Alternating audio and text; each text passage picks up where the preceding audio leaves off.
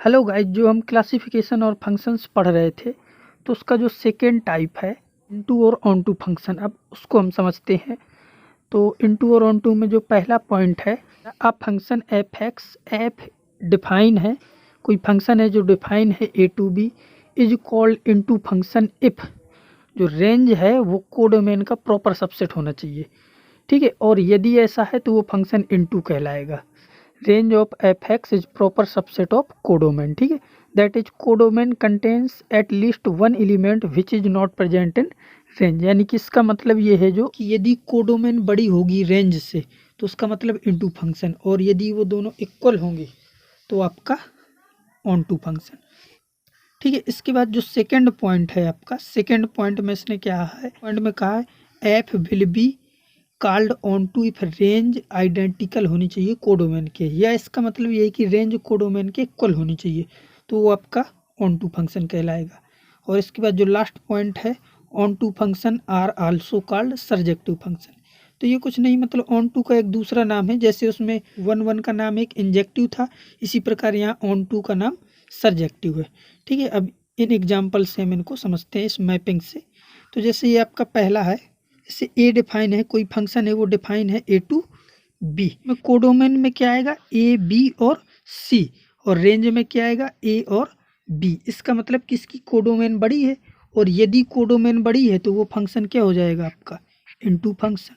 ठीक है, यदि कोडोमेन बड़ी है तो इनटू फंक्शन की जो कोडोमेन है वो सारी रेंज बन जाए, तो इसका मतलब कि रेंज और कोडोमेन बराबर हो जाए, तो इसका मतलब वो हो जाएगा ऑन टू फंक्शन। तो इसमें कोडोमेन क्या है, बड़ी है। और जो सेकंड एग्जांपल है इसमें देखेंगे तो इसकी कोडोमेन क्या होगी डेल्टा और थीटा, और इसकी जो रेंज होगी वो भी डेल्टा थीटा होगी, क्योंकि इसकी रेंज और कोडोमेन क्या है बराबर, तो इस बार ये क्या हो जाएगा ऑन टू फंक्शन। ठीक है, सेकंड चीज हो गई। अब जो थर्ड एग्जांपल है इसमें देखते हैं, तो इसमें इसकी रेंज क्या होगी ए बी और सी। ठीक है, ये इसकी रेंज है ए बी और सी, और इसकी कोडोमेन भी क्या है ए बी सी, तो फिर से इक्वल हो गई। तो फिर से इक्वल होने का मतलब क्या होना चाहिए ये ऑन टू, लेकिन इसमें ये ऑन टू इसलिए नहीं होगा कि ये आपका फंक्शन ही नहीं है। फंक्शन डिफाइन होने के लिए हमने सबसे पहले फंक्शन में पढ़ाया था कि जो ये अल्फा बीटा इनसे केवल एक यूनिक इमेज बननी चाहिए, जैसे बी से दो दो लाइन निकल आई, तो इसका मतलब ये फंक्शन नहीं है। ठीक है, तो यहाँ पे लिख देंगे नॉट अ फंक्शन। ठीक है, तो जब ये फंक्शन नहीं है तो इसका मतलब इनटू और ऑन टू की हम सॉरी वन वन और ऑन टू इनटू किसी की हम बात ही नहीं करेंगे यहाँ पे सीधे, जब फंक्शन ही नहीं है तो बात क्यों होगी। ठीक है, तो इस मैपिंग से अब आपको समझ में आ गया होगा, तब हम कुछ क्वेश्चन कर लेते हैं जिनसे ये और अच्छे से समझ में आएंगे। ऑन टू और इनटू में कोई काम नहीं है, इसमें केवल मेन रोल है रेंज का, और रेंज आपको कैसे सीखना है उसके लिए हमने पिछले काफ़ी सारे वीडियो, हमने रेंज के कम से कम 10 लेक्चर पढ़ाई ही हैं, तो वहाँ पे जाके आपको सीखना है रेंज में। ठीक है, तो अभी देखो जैसे पहला क्वेश्चन है आपके पास, इसमें कह रहा है इफ एफ डिफाइन है आर प्लस टू आर। ठीक है, तो सबसे पहले हम इसको सॉल्व करने के लिए इसमें सारी चीज़ें लिख लेते हैं। जैसे सबसे पहला काम क्या है डोमेन। ठीक है, तो डोमेन क्या होगी इस फंक्शन की, वो होगी आर प्लस। ठीक है, इसके बाद कोडोमेन लिख लो, कोडोमेन ऑफ फंक्शन, तो वो क्या होगी आर। ठीक है, तो ये दोनों चीज़ें हमने लिख ली। अब बस हमारा जो तीसरा काम होता है रेंज फाइंड करने का, वहीं से पता चलेगा कि ये इनटू है या ऑन टू है।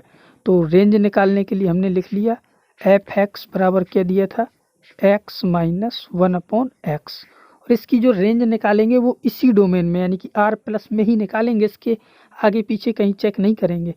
तो सबसे हमने पहले क्या किया, इसमें इसको एक बार डिफ्रेंशिएट कर दो, तो यहाँ से आ जाएगा एफ डैश एक्स। ठीक है, तो एफ डैश एक्स बराबर यहाँ से आएगा one plus one upon x square, इसका डिफ्रेंशिएशन कर दिया हमने।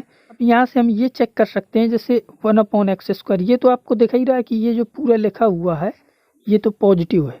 ठीक है, और ये पॉजिटिव होने का मतलब कि इसमें कुछ ऐड किया गया है, तो ये पूरी वैल्यू क्या हो जाएगी पॉजिटिव। ठीक है, ये पूरी पॉजिटिव होने का मतलब ये हुआ कि एफ डैश क्या है आपका increasing function. F dash increasing function होने का मतलब ये हुआ कि जो इसकी रेंज निकलेगी वो इस इंटरवल में, यानी कि 0 टू क्या है ये इस डोमेन को एक बार हम फिर से लिख रहे हैं कि इस डोमेन में हम इसको चेक कर लेंगे। तो डोमेन क्या थी अपनी 0 टू इन्फिनिटी, आर प्लस का मतलब हुआ 0 टू इन्फिनिटी, क्योंकि इसमें 0 को नहीं लेना, उसके आगे के रियल नंबर लेंगे। ठीक है, तो यहीं पे इस फंक्शन को चेक कर लो, वो क्या था, एफ एक्स बराबर दिया था एक्स माइनस 1/x। ठीक है, तो यहाँ पे रख के देख लो, जब x टेंड्स टू हम 0 रखेंगे, ठीक है, तो 0 रखने का मतलब कि ये वैल्यू जाएगी 0 को, ठीक है, और ये वैल्यू जाएगी आपकी जाएगी -इन्फिनिटी को। ठीक है, तो फाइनल आंसर जाने वाला कहाँ है, -इन्फिनिटी।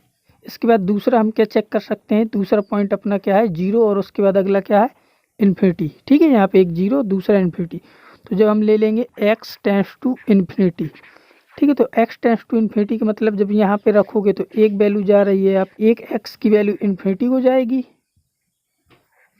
और दूसरी जब यहाँ पे रखोगे आप इन्फिनिटी, ठीक है, तो ये जाएगा 0 को। तो इन्फिनिटी माइनस 0 कहाँ जाना चाहिए, प्लस इन्फिनिटी।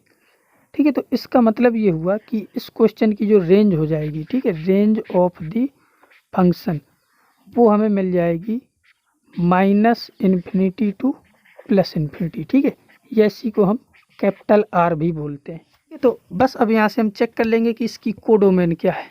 तो इसकी कोडोमेन क्या थी, R, यानी कि रेंज और कोडोमेन कैसी आ गई, बराबर। आप लिख देना कि इसकी जो डोमेन कैसी आ गई, बराबर। तो इसका मतलब कि ये जो फंक्शन लिखा था यहाँ पे हम लिख देंगे हैंस, जो ये फंक्शन था, फंक्शन इज हो जाएगा आपका ऑन टू फंक्शन। ठीक है, तो यहाँ पे हो गया फंक्शन इज ऑन टू। ठीक है, तो ये क्वेश्चन भी आपको समझ में आ गया होगा। अब हम आगे बढ़ते हैं और एक दूसरा क्वेश्चन लेते हैं। ठीक है, जैसे एक हमने दूसरा क्वेश्चन r+2r और एफ एक्स बराबर आपका दिया हुआ है, मान लो x। ठीक है, तो इसको चेक करना है कि ये ऑन टू होगा या इन टू। तो फिर से वापस शुरू हो गए, अपनी जो भी चीज़ें पता है हमें वो लिख दी। तो सबसे पहले अपनी डोमेन, ठीक है, तो डोमेन ऑफ द फंक्शन वो क्या है, r+। ठीक है, इसके बाद कोडोमेन, तो कोडोमेन ऑफ फंक्शन वो भी क्या है इस बार, r+। ठीक है, अब इसके बाद जो अपना फंक्शन था एफ एक्स बराबर एक्स, इसकी हमें रेंज फाइंड करनी है। तो इसके लिए हमें पता है कि y बराबर क्या है आपका x। ठीक है, तो यहाँ पे हम क्वेश्चन में थोड़ा चेंज करके इसको एक्स स्क्वायर लिए लेते हैं। ठीक है, तो y बराबर मान लो यहाँ पे है ये x²। ठीक है, तो ये y एफ एक्स बराबर क्या आ जाएगा, x²। तो अब आपको पता है कि एफ एक्स बराबर x² एक क्या है, पैराबोला। तो पैराबोला कुछ इस टाइप का बनता है। ठीक है, ये है y बराबर x² का पैराबोला। ठीक है, यानी कि एफ एक्स का ग्राफ है ये। तो इसमें हमें ये चेक करना है कि जैसे r+ इसकी डोमेन है, यानी कि जो नेगेटिव साइड का ग्राफ है x अक्ष के, वो तो इसकी डोमेन में है ही नहीं, यानी कि ग्राफ कितना वैलिड होगा। जो अपना ग्राफ है वो हमें केवल इतना लेना है इस पोर्शन में। ठीक है, इस साइड का केवल ये ग्राफ जो हमने ये ब्लू लाइन से बनाया,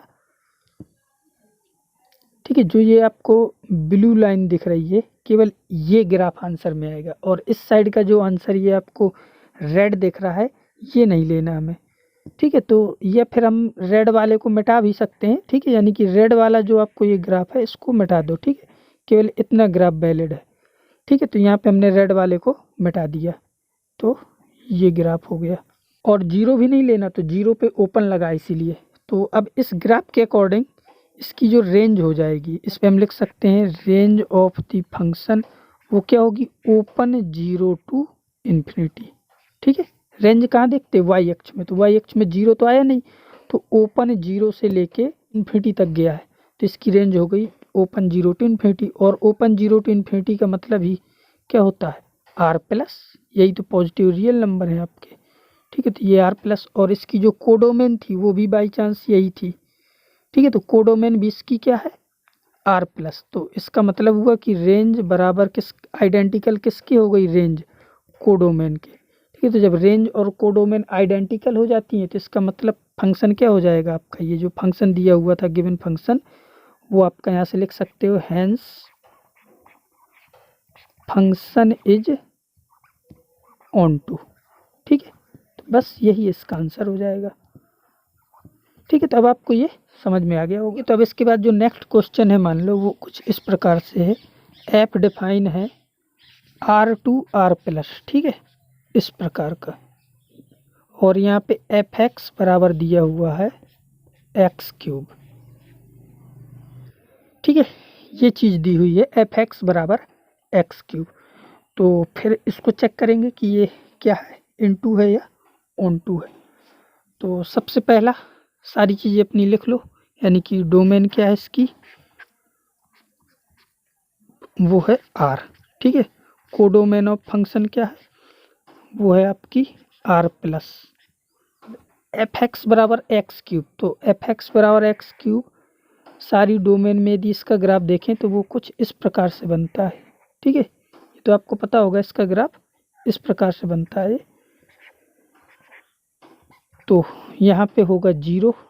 ठीक है, अब यदि आप इसकी रेंज देखो तो रेंज आपको क्या दिख रही है यहाँ से, यानी कि इसने सारा वाई एक्स कवर कर लिया।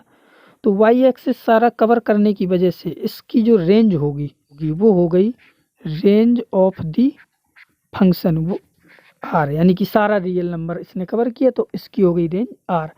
तो फिर से यहाँ से रेंज और कोडोमेन आइडेंटिकल नहीं है, तो इसके हिसाब से क्या होना चाहिए इस फंक्शन को, इनटू, क्योंकि जब बराबर होती है रेंज और कोडोमेन तो ऑन टू होता है, और जब बराबर नहीं होती तो इनटू होता है। बट यहाँ पे एक कंडीशन ये है कि हमें केवल ये चेक नहीं करना कि ये बराबर है तो ऑन टू और बराबर नहीं है तो इनटू, हमें यहाँ पे ये भी चेक करनी है कि जो रेंज है वो कोडोमेन से बड़ी नहीं होनी चाहिए। यहाँ पे जो रेंज है वो कोडोमेन से बड़ी हो गई, क्योंकि कोडोमेन तो क्या है आर प्लस और रेंज है आर, यानी कि ये बड़ी हो गई। तो इसका मतलब ये तो असंभव है, ऐसा तो हो ही नहीं सकता, यानी कि जो अपना सेट बी है उन्हीं के कोडोमेन वाले एलिमेंट रेंज बनते थे। यहाँ पे जो रेंज आई है वो कोडोमेन से बड़ी आ गई, तो इसका मतलब ये हुआ कि ये फंक्शन ही नहीं है। यहाँ पे इनटू और ऑन टू की कोई बात नहीं करेंगे, यहाँ पे हम सीधे क्या लिख देंगे, नॉट अ फंक्शन। ठीक है, तो यहाँ पे हम सीधे ये लिखेंगे नॉट अ फंक्शन। देखो, कोडोमेन हमेशा रेंज से बड़ी हो सकती है, कोडोमेन या तो रेंज के बराबर हो सकती है या फिर कोडोमेन हमेशा बड़ी होगी तो वो फंक्शन है। यदि वो ऐसा थोड़ी होगा कि रेंज कोडोमेन से बड़ी हो जाए। ठीक है, तो इसलिए आपको आँख मीच के आंसर नहीं देना, इसलिए ये ध्यान रखना है कि छोटा कौन है और बड़ा कौन है।